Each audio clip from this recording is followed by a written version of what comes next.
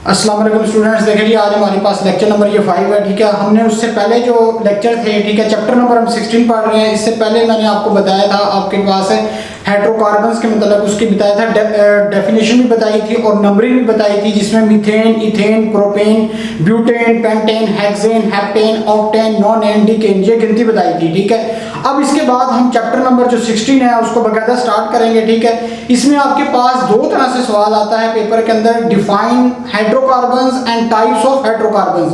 ठीक है, या इसके अलावा ये क्वेश्चन आता है डिफाइन हाइड्रोकार्बन्स या क्लासिफिकेशन ऑफ हाइड्रोकार्बन्स। ठीक है, अब आप जैसे मर्जी आप उसको मतलब लिख सकते हैं। ठीक है, हाइड्रोकार्बन्स की टाइप्स भी लिख सकते हैं या क्लासिफिकेशन ऑफ हाइड्रोकार्बन्स भी लिख सकते हैं। आज हम उससे आगे पढ़ेंगे। आपके पास यही क्लासिफिकेशन ऑफ हाइड्रोकार्बन्स। ठीक है, जैसे मैंने आपको बताया था, इसमें दो तरह से सवाल आता है। ठीक है, define hydrocarbons and types of hydrocarbons and classification of hydrocarbons.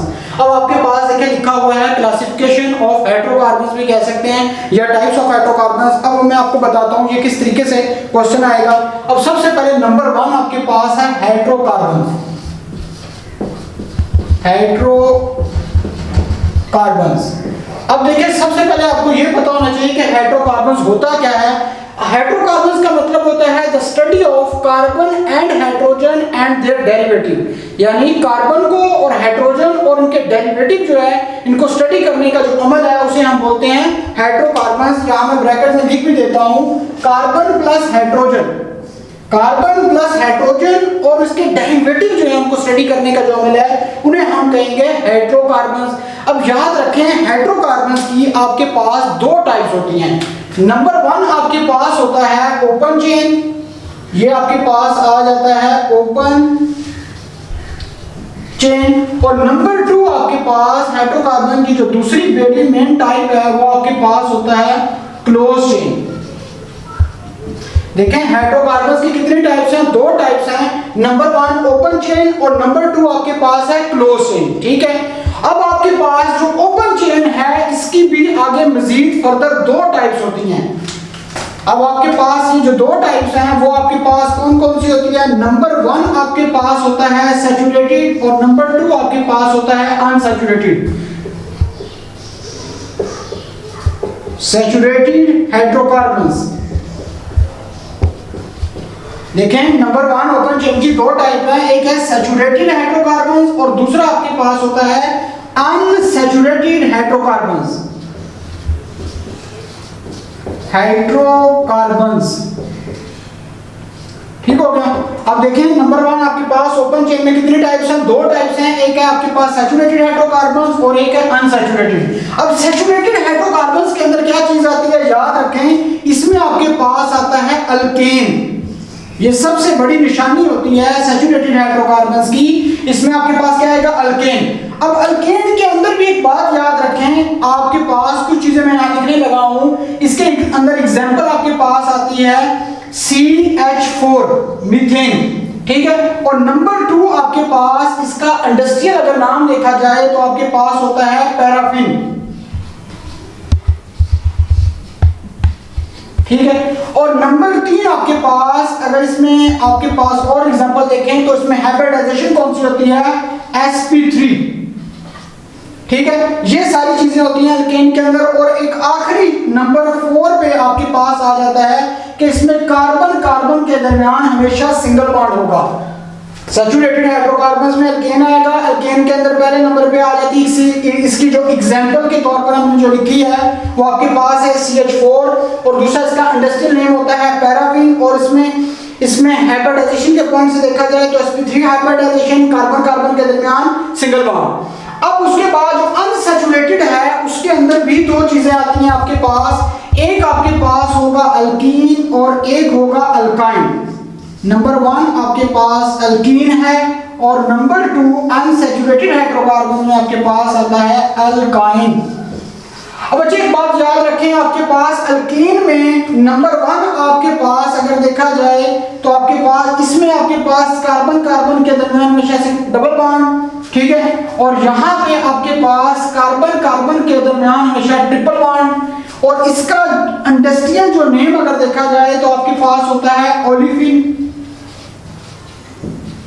और इसमें आपके पास जो इंडस्ट्रियल नेम है इसका नाम होता एसिटाइलिन। अनसैचुरेटेड में दो टाइप्स आएंगी, एक अल्कीन होगा एक अल्काइन होगा। अल्कीन में डबल बॉन्ड, अल्काइन में ट्रिपल बॉन्ड। अल्कीन में इसका इंडस्ट्रियल नेम ओलिफिन और अल्काइन का एसिटाइलिन। और एक और बात याद रखें, अगर हाइब्रिडाइजेशन के पॉइंट ऑफ व्यू से देखा जाए तो इसमें आपके पास होती है sp2 हाइब्रिडाइजेशन और इसमें आपके पास हाइब्रिडाइजेशन कौन सी होती है, sp हाइब्रिडाइजेशन। ये तो इसके कुछ पॉइंट है, ठीक है। इसके अलावा अगर आप देखा जाए तो आपके पास दूसरी जो मेन टाइप्स होती है वो क्लोज चेन हाइड्रोकार्बन्स। अब क्लोज चेन हाइड्रो जो कार्बन्स होता है, ये मैं यहां लिख भी देता हूं, close chain hydrocarbons. Close chain hydrocarbons में आगे आपके पास दो टाइप्स होती हैं। यहां पे भी आपके पास क्लोज चेन हाइड्रोकार्बन्स की दो टाइप है। नंबर 1 आपके पास होता है एलिसाइक्लिक हाइड्रोकार्बन्स, एलिसाइक्लिक हाइड्रोकार्बन्स, ठीक है। और दूसरा आपके पास इधर यहां पे आपके पास दूसरी जो एग्जांपल होती है एरोमेटिक हाइड्रोकार्बन्स, एरोमेटिक हाइड्रोकार्बन्स, ठीक है। अब आपके पास क्लोज चेन में कितनी टाइप्स होती हैं, दो टाइप्स होती हैं, एक एलिसाइक्लिक हाइड्रोकार्बन्स है, दूसरा एरोमेटिक हाइड्रोकार्बन्स है। अब जो एलिसाइक्लिक में जो एग्जांपल आपके पास आती है वो एग्जांपल देखते हैं। आपके पास एग्जांपल है साइक्लोहेक्सेन, साइक्लोहेक्सेन। अब ये साइक्लोहेक्सेन का स्ट्रक्चर क्या होगा ये भी मैं ड्रा कर देता हूं आपके पास। ये देखेंगे ये स्ट्रक्चर है आपके पास, बिल्कुल ठीक है। हर कार्बन के पास दो हाइड्रोजन होते हैं, यानी आपके पास ये चीज आ जाती है साइक्लोहेक्सेन में, ठीक है। यानी C6H12।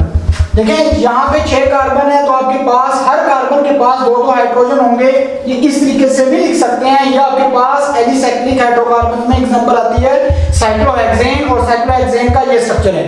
अब आपके पास एरोमेटिक हाइड्रोकार्बन्स है। एरोमेटिक हाइड्रोकार्बन्स में एक ही एग्जांपल आपके पास आती है जिसका नाम आपके पास है बेंजीन, ठीक है। अब जो बेंजीन है, बेंजीन का अगर देखा जाए स्ट्रक्चर आपके पास कैसा होगा, ये इस तरीके से आपने बेंजीन का स्ट्रक्चर बनाना है और यहाँ पे डबल बॉन्ड, फिर एक छोड़ दें, फिर सिंगल और फिर डबल, फिर एक सिंगल और फिर डबल, ठीक है। ये आपके पास है बेंजीन और आप इसको इस तरीके से भी लिख सकते हैं C6H6 के तौर पे।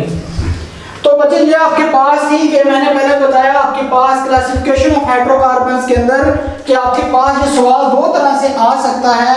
यहाँ पे आपके पास कि define hydrocarbons and classification of hydrocarbons. अब आपने पूछ लिया, सबसे पहले डेफिनेशन लिखनी है हाइड्रोकार्बन्स की कि the study of carbon and hydrogen and their derivative is also called as hydrocarbons. Hydrocarbons की दो टाइप्स होती हैं, एक नंबर 1 ओपन चेन और नंबर 2 क्लोज चेन। अब जो ओपन चेन है उसमें भी दो टाइप होती हैं, एक सैचुरेटेड हाइड्रोकार्बन्स और एक अनसैचुरेटेड हाइड्रोकार्बन्स। और सैचुरेटेड में जो एग्जांपल आपके पास आती है अल्केन है।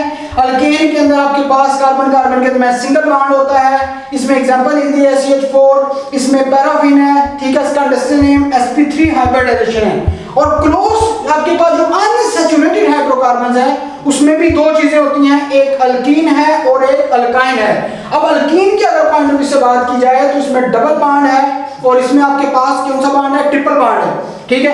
अब आपके पास इसमें इसका इंडस्ट्रियल नेम है ओलिविन और इसका इंडस्ट्रियल नेम है एसिटाइलिन और इसमें आपके पास हाइब्रिडाइजेशन है sp2 और इसमें आपके पास एग्जांपल आपके पास आ जाती है, इसमें हाइब्रिडाइजेशन आती है sp।